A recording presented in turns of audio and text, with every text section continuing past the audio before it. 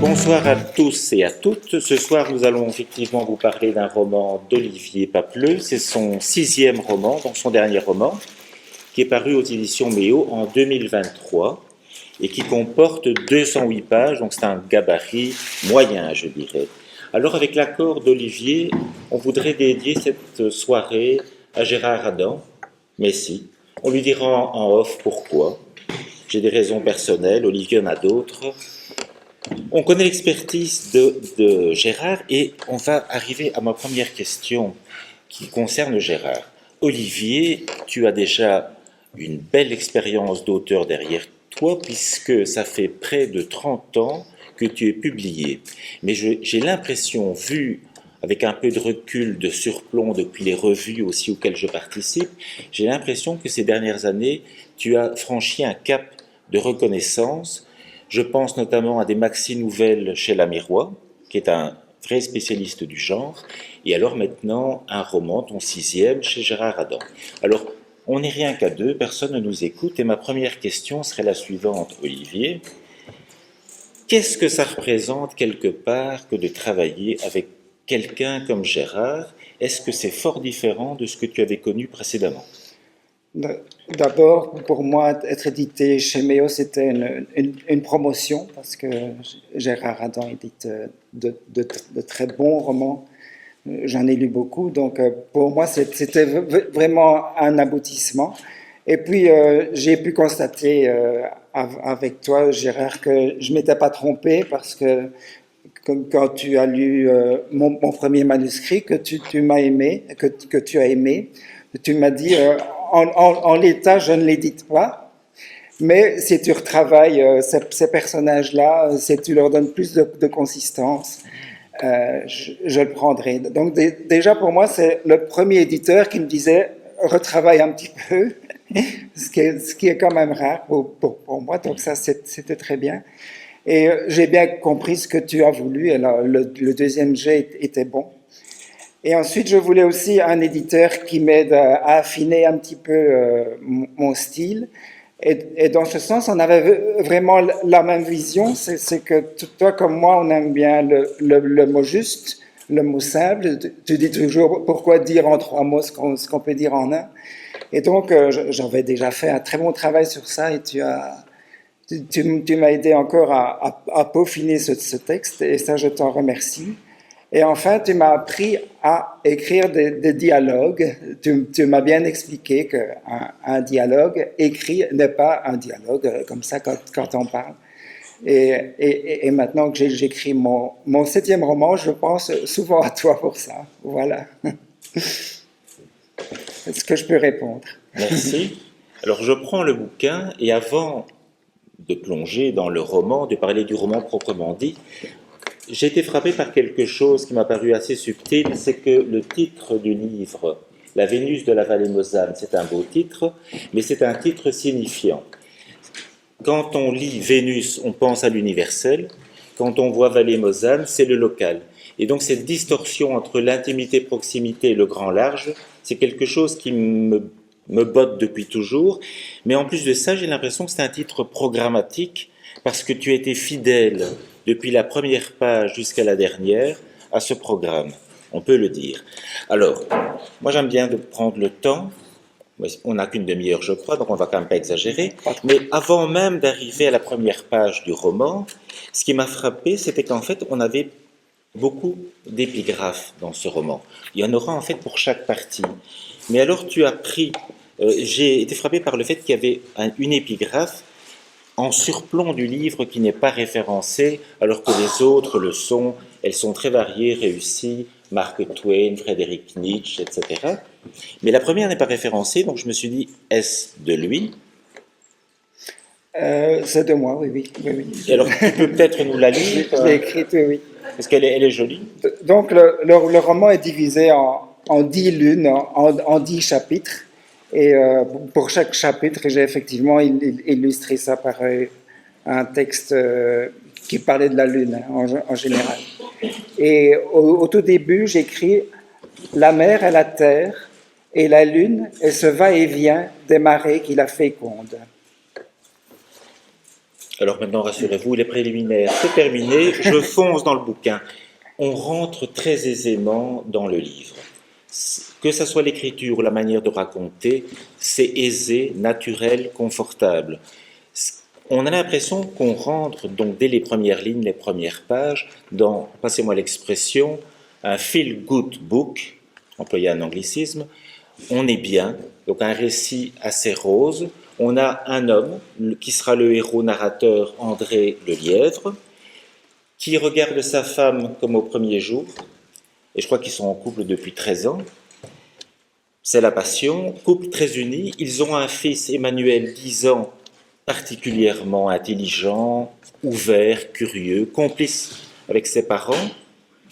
Qui plus est, cerise sur le gâteau, la femme Ève est enceinte. Et donc on a vraiment un début très rose. Et pourtant, il y a quelque chose de particulièrement singulier qu'on va retrouver dans tout le bouquin, c'est ces infiltrations en distorsion quelque part, puisque dès les premières pages, au fond, se fissure cet aspect rose, puisque de notations singulières apparaissent. Alors je vais peut-être te demander de les commenter. J'en ai repéré 3 grandes dès le départ. L'une, c'est le choix du personnage principal, son profil est tout de même très particulier. Donc le héros, André, est un ouvrier couvreur hein, de son père. D'ailleurs, il travaillait dans l'entreprise de son père.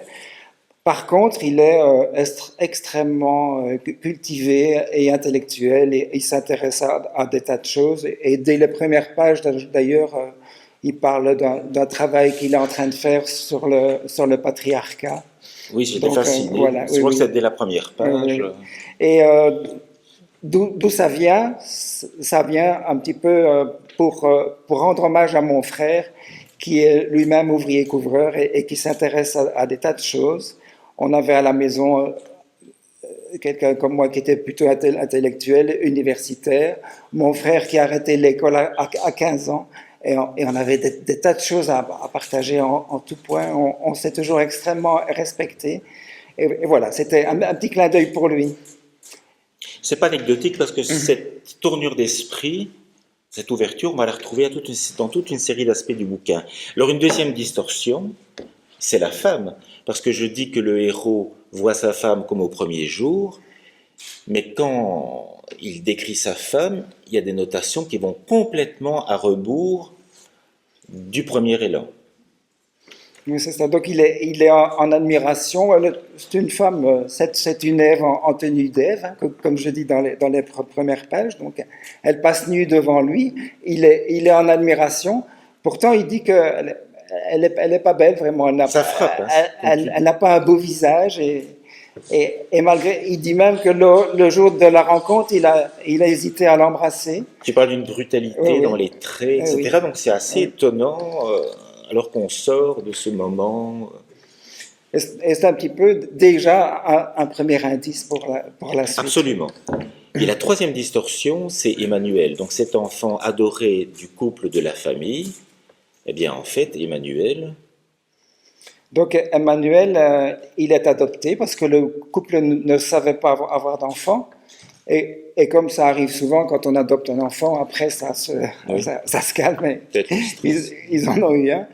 Et c'est un enfant copte, donc qui a été adopté en Égypte copte. Ce qui est original.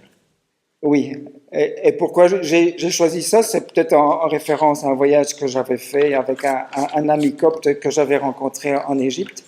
Et puis aussi parce que ce peuple copte est quand même un peuple qui a transmis la déesse mère qui venait du Moyen-Orient, qui l'a transmis par chez nous et qui est passé par l'Afrique du Nord et puis chez nous avec les Vierges Noires. Donc ça m'intéressait aussi de glisser ce petit élément. Donc c'est un choix très conscient que de vouloir à ce point singulariser tes personnages, le père, le fils.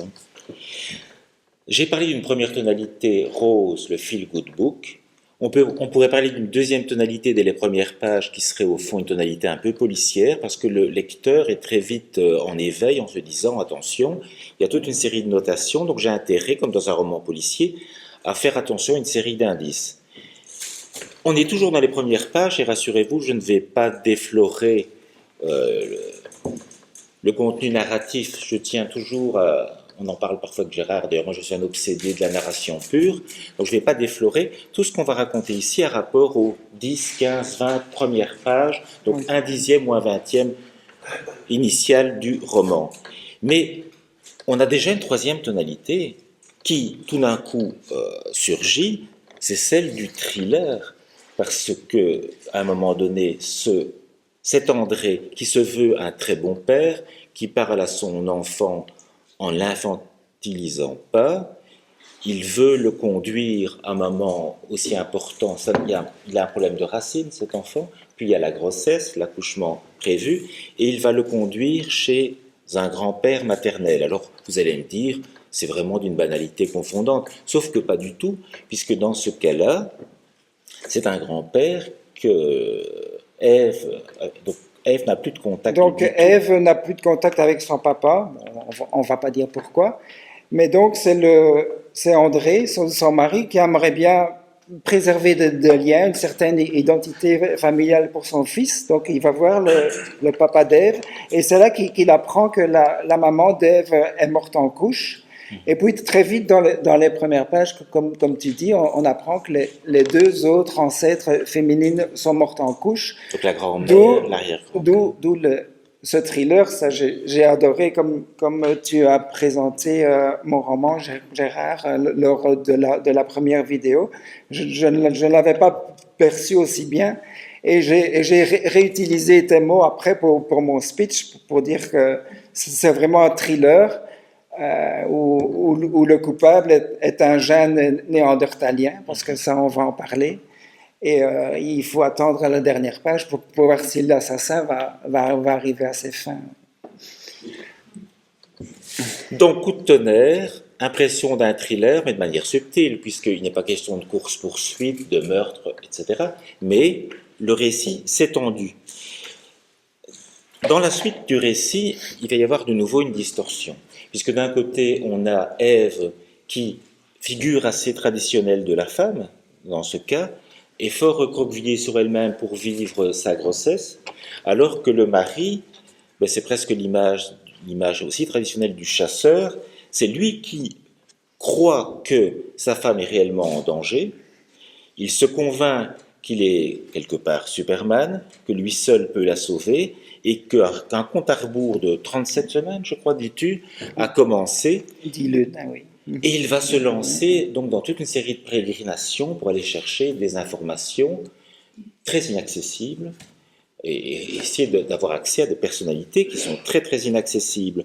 Et dès le début de la quête, il y a un nouveau coup de tonnerre, c'est qu'en fait, alors toi tu m'as repris tout à l'heure, on discutait, c'est pas une anomalie, mais Ève, s'il y a dans la famille d'Ève, côté maternel, un risque, un drame, et qu'on cherche une anomalie quelque part, quelque chose de particulièrement original, qu'est-ce qu'il va découvrir, notre André? Donc, ils vont découvrir en faisant des tests, en faisant faire des tests génétiques, ils vont découvrir qu'elle possède 6% de gènes néandertaliens, alors que tout le monde ici, oui, je vérifie parce que les Africains, ce n'est pas le cas, tout le monde ici possède à peu près 3% de gènes néandertaliens. Pourquoi? Parce que les néandertaliens étaient en Europe avant les sapiens, et les sapiens sont arrivés, et ils se sont métissés avec les néandertaliens avant de poursuivre leur route et de conquérir. Oui. Je suis passionné d'histoire et j'ai longtemps lu que les Néandertals avaient été éradiqués, massacrés par les sapiens, et donc dans ton cas tu montres bien que on est en train de prouver que plus complexe. Vraiment, j'ai encore regardé un reportage hier excellent sur l'origine humaine, mais du côté asiatique, et il disait clairement qu'il n'y a aucune trace de génocide, il y a peut-être eu des meurtres, des petites bagarres, mais Vraiment, les Néandertaliens ont disparu naturellement parce que les sapiens ont pris le dessus. Ce qui est fascinant, c'est que on écoute Olivier, c'est qu'il y a plein de passages, plein d'aspects de son livre qui renvoient à des questionnements qu'on a sur les sociétés d'aujourd'hui. Et donc la fameuse histoire du métissage ça va même plus loin parce que tu vas montrer à un moment donné que cet apport génétique néandertal a permis aux sapiens de survivre Effectivement, dans des... si les sapiens étaient directement venus en Europe, probablement qu'ils auraient disparu. Mais le fait qu'ils se soient métissés avec les Néandertaliens, ils ont conservé les bons gènes, c'est-à-dire un peu plus de pilosité, résistance au froid, résistance aux maladies qui existaient en Afrique et pas ici. Et ils ont pu après poursuivre leur chemin. Oui. J'ai parlé d'une tonalité. Enfin, nous avons parlé d'une tonalité, d'une deuxième, d'une troisième. Et il y a au fond une quatrième tonalité qu'on entend déjà, qu'on devine à travers les mots d'Olivier. C'est qu'à un moment donné, j'ai pensé à un best-seller que j'avais lu il y a très longtemps, scandinave, de Jostein Gaarder, si j'arrive à bien le dire. C'était Le Monde de Sophie, où il y avait un récit cadre qui permettait de donner à une petite fille une véritable leçon, toute l'histoire de la philosophie. Et dans ton bouquin, le récit cadre va être progressivement découpé, fracassé, explosé par toute une série de micro-essais très ludiques où on apprend énormément de choses sur des notions génétiques. Moi, je n'y connais pas grand-chose, mais mitochondrie, gènes, chromosomes, là-bas, tout sera clair si vous lisez le bouquin. Quelque chose aussi qui m'est apparu beaucoup plus clairement que dans mes souvenirs de lecture purement historique, c'est le découpage entre les différentes variétés d'hominiens. J'en suis sorti en ayant une vue très claire. Homo habilis, Erectus, Sapiens, Néandertal, etc. Tout est très clair. Et donc, la question qui m'a traversé, c'était au fond ce bouquin de Jostein Gaarder. Est-ce que tu l'avais lu? Non, j'ai jamais lu. Tu n'avais jamais lu. J'ai découvert son nom en lisant ton coup de cœur du roman, mais maintenant, je n'ai jamais lu. Non. On peut être attiré par quelque chose. C'est aussi un invariant chez les écrivains, chez toute une catégorie d'écrivains, d'avoir besoin, quand on écrit, de partager des contenus. Moi, quand j'écris mes propres livres, j'aime bien aussi apprendre des choses et des gens aussi différents que... Il y a toute une famille auquel tu peux te raccrocher, et des gens très différents. Un Umberto Eco, que fait-il dans ses livres, si ce n'est que, dans son cas, c'est un petit fil prétexte pour faire réfléchir sur plein de contenus, et inversement, un Bernard Werber est beaucoup plus romancier pur, mais ça n'empêche pas, par exemple, ses livres sur les fourmis, on s'arrête à beaucoup d'endroits dans le pur thriller de Werber pour apprendre des milliers de choses sur le fonctionnement des sociétés fourmis, etc. Dans ton cas, je rassure tout le monde, ce n'est jamais ennuyeux. Donc ces micro-essais ne déséquilibrent pas le plaisir qu'on a. C'est un récit qui reste avant tout émouvant, palpitant, etc. Mais alors justement, en disant palpitant, j'ai vite compensé ce que je viens de dire avec ce côté essai. Il y a un côté aussi roman d'aventure. Tu fais beaucoup voyager. Ce personnage, il est particulier. Donc le héros, André le Lièvre, le père de famille, est particulièrement proactif, vivant. Il est prêt à tout laisser tomber, à investir de l'argent pour courir pratiquement le monde. Oui, je voudrais l'associer vraiment à son fils, qui se croit aussi le super-héros. Et en fait, ils sont deux, Emmanuel et André. Et c'est l'occasion de parler un petit peu de ce lien père-fils qui est très fort. Et effectivement, ils s'en vont tous les deux. D'abord en Égypte pour retrouver, parce que Emmanuel a enfin accepté de retrouver sa famille. Hein. Il l'a retrouvé grâce à la génétique. Et puis c'est le fils qui propose d'aller après dans les deux sites importants d'Israël où on a retrouvé justement des enfants métis, où on a prouvé ce métissage. Donc après ils vont en Israël. Et puis, ils reviennent par la Roumanie, où on a trouvé aussi un enfant métis. Là, et ils passent par le Périgord, où là où il y avait que l'homme de Cro-Magnon, qui est le sapiens. Alors, à ce moment-là pur, oui. Il y a encore une grosse surprise, c'est vraiment tellement fréquent dans le bouquin. On se dit, tiens, il y a un thriller qui se compte à rebours. Arrivera-t-il à trouver suffisamment vite les indices, les réponses aux questions posées pour que sa femme accouche sans mourir? Mais alors, ce qui est assez fascinant, c'est qu'il y a un deuxième thriller qui se faufile, c'est sauvera-t-il son couple? Car en effet, Ève, la femme, elle n'en a rien à cirer, si vous me passez l'expression, de la quête de son mari. Elle se dit, la médecine a fait de tels progrès, ce qui est arrivé à ma mère, ma grand-mère, etc., ça ne me concerne pas. Oui, elle est assez fataliste aussi. Elle est fataliste. Elle est catholique, elle accepte. Elle a envie de vivre sa grossesse à plein, et lui n'est jamais disponible. Et ça crée de telles tensions qu'à la limite, elle finit par se tourner même vers un autre homme qui rôde dans les alentours. On peut aussi dire autre chose par rapport, qui est très intéressant dans ton travail, c'est que ce personnage qui, tel que on l'a décrit, paraît un Superman, le héros prêt à tout pour sauver sa femme. Je viens de vous dire, c'est pas si simple par rapport à la femme, mais par rapport au fils, son comportement pose problème aussi. Oui, c'est un petit peu le paradoxe que j'ai voulu développer. Il part pour sauver la femme, mais en partant si longtemps, il risque de la perdre. Et donc le fils est en porte-à-faux par rapport à ça. Il va emmener le fils même parfois dans des aventures. Oui. Je pense à une scène particulière qui m'a marqué. Vas-y, parle-en. Profanation, profanation de sépulture. Au tout début, oui, c'est vrai. Oui. Là, c'est donc, on revient au début du roman où, pour découvrir pour être sûr que les ancêtres sont morts en couche. C'est pas banal, hein. Il profane, et là c'est dur, oui. Non, c'est pas banal. C'est un moment difficile qui a choqué. Je ne conseillerais pas aux pères d'emmener leur enfant profaner une sépulture. D'ailleurs, j'ai été interviewé par la radio catholique de Namur, et c'est un passage qui les avait choqués fortement. Oui. Ce livre, vous le devinez, il est vraiment très riche parce qu'on a parlé du roman, des aspects thrillers, des contenus scientifiques, génétiques, hominiens, etc. Mais il y a encore toute une série de questionnements dont tu pourrais peut-être nous parler l'un ou l'autre. Par exemple, la mort, la mort telle qu'elle est évoquée, c'est une évocation originelle.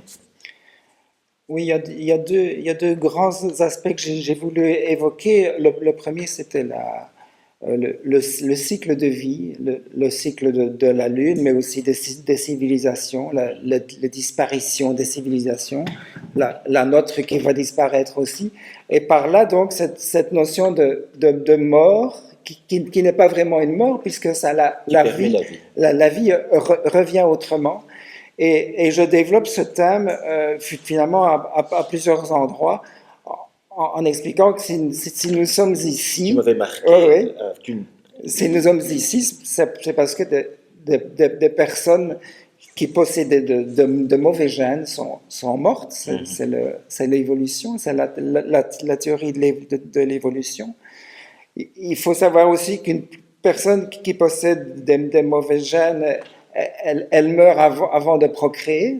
Donc là, je dis à un moment donné, la mort est utile et nécessaire. Mais tu l'expliques aussi, ça m'a marqué l'image, même pour la création d'une main, tu dis qu'il faut que des cellules meurent pour que des doigts, par exemple, se forment, etc. C'est assez, moi je fais ça assez même lyrique comme comparaison.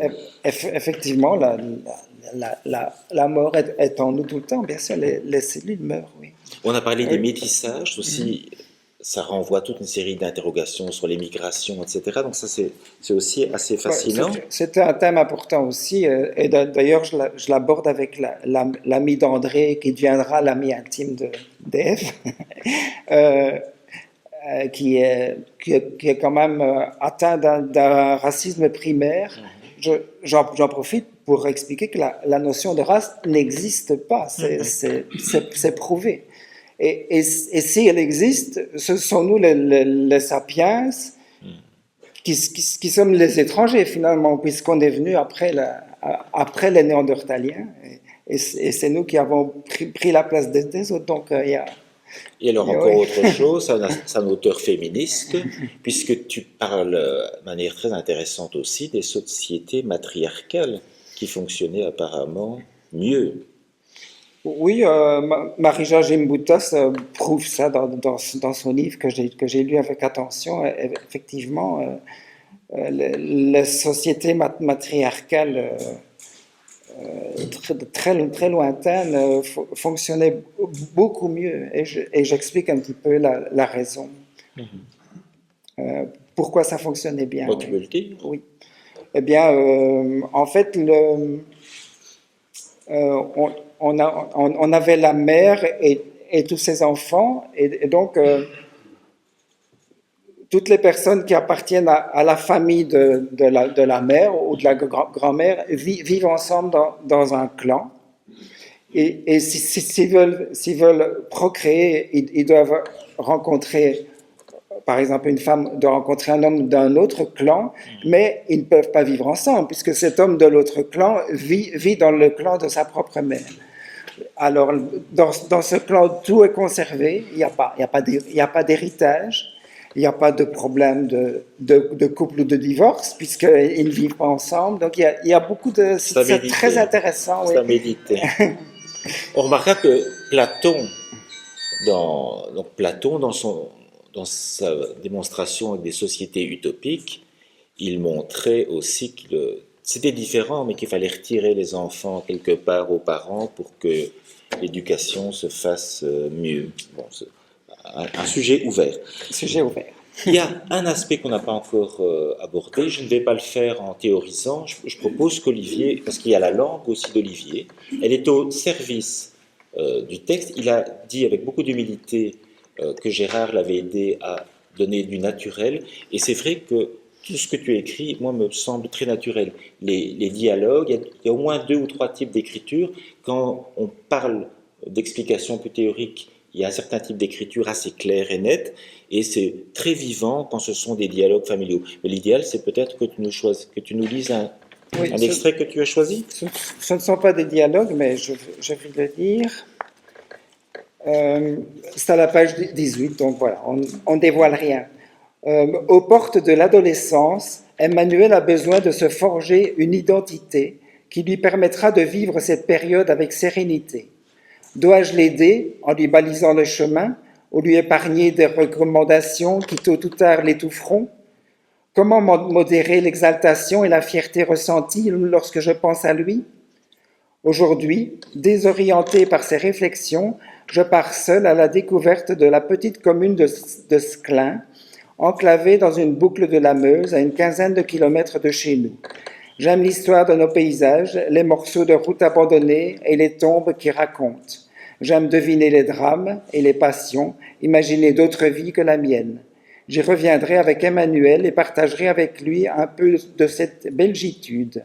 J'ai l'impression d'avoir trop longtemps délaissé la nécessité identitaire de mon fils et chercher pour lui quelques racines apaise mon angoisse de papa poule. Voilà